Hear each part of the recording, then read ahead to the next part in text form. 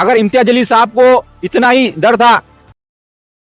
अस्सलामुअलैकुम वरहमतुल्लाह। दोस्तों, कल 23 सितंबर के दिन तिरंगा रैली निकली थी इम्तियाज जलील साहब के जेरे निगरानी में। अब वहां से ये खबर आ रही है कि इम्तियाज जलील साहब अगर दोबारा हमको रैली निकालने के लिए बोलेंगे तो हम नहीं जाएंगे।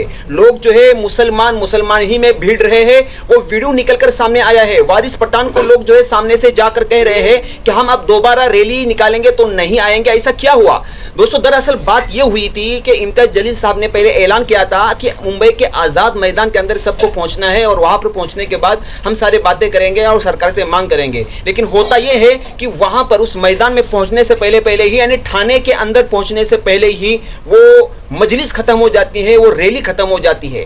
इसके लिए लोग भड़क गए। लोगों का बयान आया है, वीडियो आया है और आप लोगों को दिखाऊंगा। क्योंकि कल जो है तकरीबन 17-18 हज़ार गाड़ियां थी, कारें और टू व्हीलर अलग थी और इसी तरीके से पैदल चलने वाले अलग थे। 1.5-2 लाख के करीब मजमा था। तो इसमें इम्तियाज जलील साहब की क्या गलती है? पहले इस वीडियो को सुन लीजिए, मैं आखिर में आप लोगों को बात करता हूँ। लोग बहुत ज्यादा गुस्से में है दोस्तों। मुसलमान ही का ही दुश्मन बना हुआ है। आप इस वीडियो को देख के इसके बाद मैं क्या बोलूं, इम्तियाज जलील साहब हो या कोई भी हो, इसके बाद हम कभी नहीं आएंगे। देखो, तूने बुलाया ना कभी, इसके बाद कभी नहीं। इम्तियाज जलील साहब को मैं ये कहना चाहूंगा, इसके बाद अगर कभी भी आप बुलाने की कोशिश करेंगे, आप आइए। इसके बाद कोई नहीं आएगा आपको। सब नाराज। ऐसा नहीं है। पाटिल साहब का कॉपी नहीं करना है। सुनो मेरी बात। आपने को मनोज चलेंगे। एक मिनट मेरी बात सुनो। एक मिनट था आप लोगों कहाँ पर जाना था? चारठाना। हमको बम्बई आना था। कहाँ पर रोका गया आप लोगों को? हमको यहाँ पे रोका गया थाने में। हाँ, मतलब क्या बोलकर? हमको इसलिए लाया गया था कि हुजूर पाक सल्लल्लाहु अलैहि वसल्लम के शान में जो गुस्ताखी हुई है उस पर कार्रवाई होना चाहिए। नीतीश राणे और रामगिरी महाराज जो है उन पे कार्रवाई होना चाहिए और जो नीतीश राणे है उन पर भी कार्रवाई होना चाहिए। जो उन्होंने कहा है कि मस्जिद में घुस के मारेंगे मुसलमान को, इसलिए तो हम तो मैदान में खड़े हुए हैं ना, जब चाहे आ सकते हैं। आप लोग यहाँ थाने में खड़े हो तो क्या हुआ आप लोगों से? उन्होंने इम्तियाज जलील साहब ने आप लोगों से बात की, जो पॉइंट आप लोगों का है जिसके लिए आपको यहाँ पर बुलाया गया था, क्या वो चीज हुई यहाँ पर कि नहीं हुई?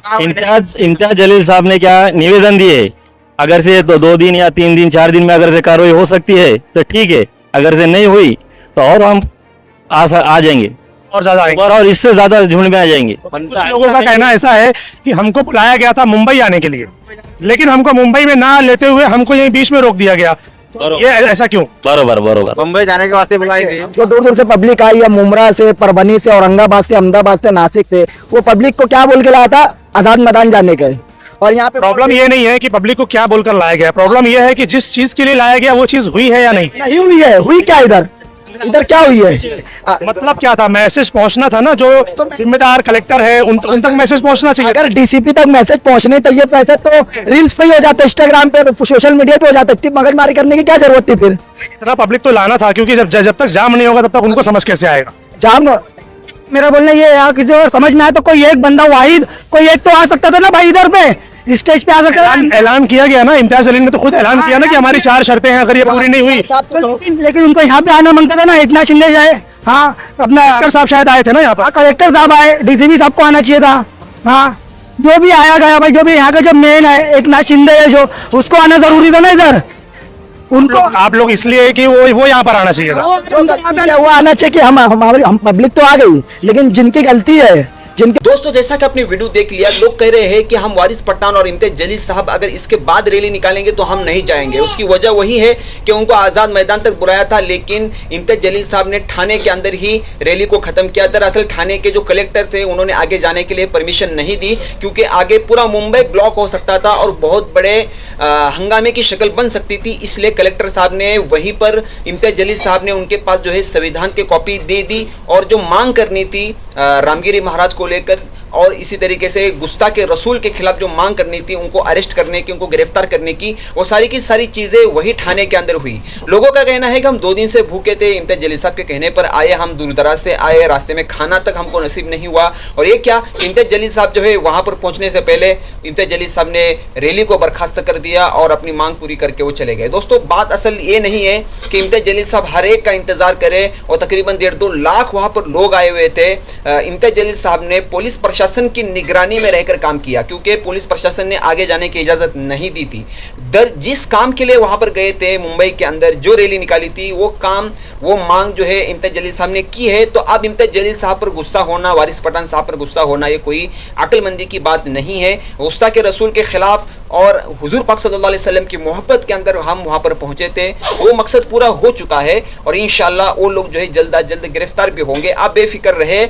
और ये जो रैलियां होती है ये मुसलमानों की एकता दिखाने के लिए होती है। मुसलमान जो है कितना जिंदा कौम है, कितना जिंदा दिल है, क्योंकि हुजूर सल्लल्लाहु अलैहि वसल्लम की शान में गुस्ताखी हो और मुसलमान घर में खामोश बैठे, ऐसा नहीं हो सकता।